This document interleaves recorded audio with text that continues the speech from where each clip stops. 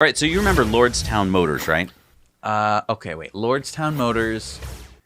Think Workhorse. That's Workhorse, but it's also GM. They're the electric truck startup that is using the Workhorse IP, and they're going to be manufacturing in the former GM plant in Lordstown, Ohio. Okay, so Lordstown Motors is in Lordstown, Ohio. Right. And it is using Workhorse, and GM fits into it somehow. What? So GM loaned them the $40 million to buy their plant. So GM loaned them the money to give back to them to buy the plant. Right.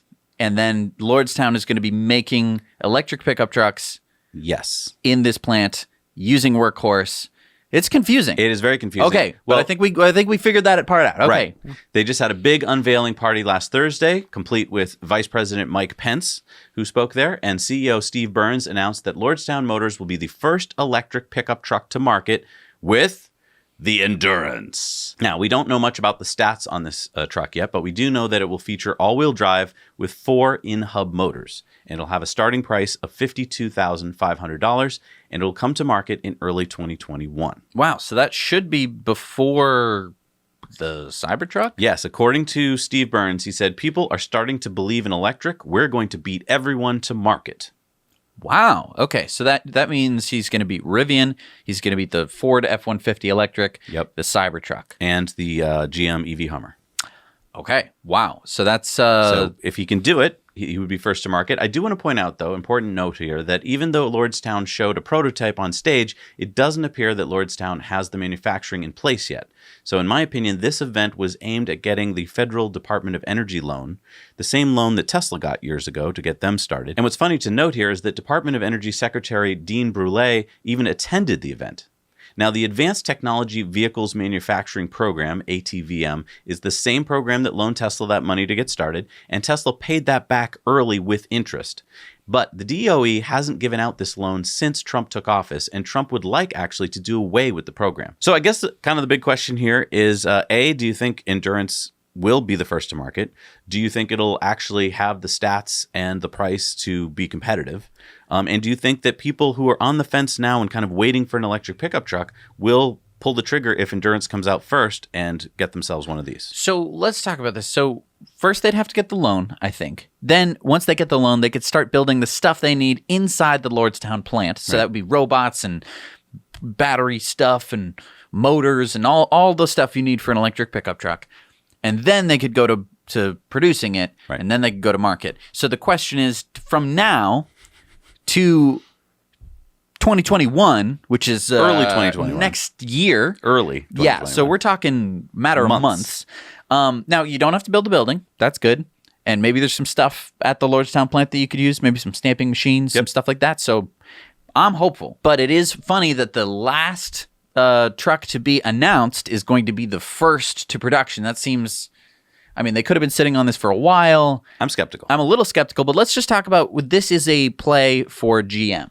Yeah, I think this is hedging GM's bets. If it doesn't work out, GM can be like, what are you talking about? It has nothing to do with us. If it does work out, GM can be like, yes, this is our new truck. Right, and they could buy it. And now I think that this is the one strategy that traditional auto manufacturers can use to basically do electric trucks without competing with themselves. Because... It's a different brand. Yeah. Right. If GM came out tomorrow and they're saying, like, we're going to make the Silverado electric, people would go, oh, if GM is making a Silverado electric, therefore electric must be the way to go. So traditional Silverado buyers are going to go, But here's the problem. You could be leveraging your brand kind of like Ford is with Mustang and saying, hey, Mustang owners, we believe in the new electric Mustang. Instead, if you don't say that you're going to have an electric Silverado, then you've lost all those Silverado customers. Well, and here's the thing. I think GM does not want to lose those Silverado customers. They do not want them to switch to electric because, as we know, non-electrics are moneymakers. Right. Because there's tons of parts and tons of service. So that keeps their dealership networks running smoothly, and everything is a perfect, harmonious balance except for the consumer, but who cares about them? Because the dealership model gets cars off of their books, and it's just a big moneymaker, and that's the way that they survive. Now you bring in electric trucks, dealership model does not work, falls flat on its face. Yep. You need basically just a store where you buy the truck and then you leave and you never come back. Right. So I think what they're trying to do here is without disrupting their Silverado sales, without saying like there's an electric Silverado, which gets every Silverado owner thinking like, okay, if GM's switching to electric, I need to start thinking about electric. What are my options? Oh, there's this Cybertruck. Right. Oh, hey, I hear it's dent proof and and it's a boat. And it might be a boat. They don't have to hear that. Right. If there's this Lordstown Endurance, I don't know what the heck that is. I'm going to buy my next Silverado. I'm not even going to question it. So that, I think, is their play.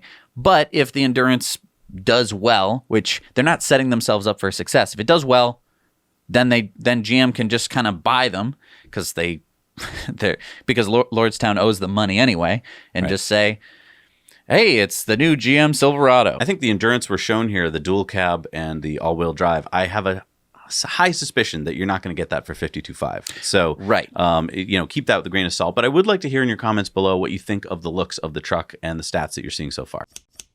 If we want to change this world of ours, which we do, then we've got to spread information like this. And you can. We've made these clips short and easy to share. Just click on the share button down below, copy the link and paste it into an email or your social media. Now you know.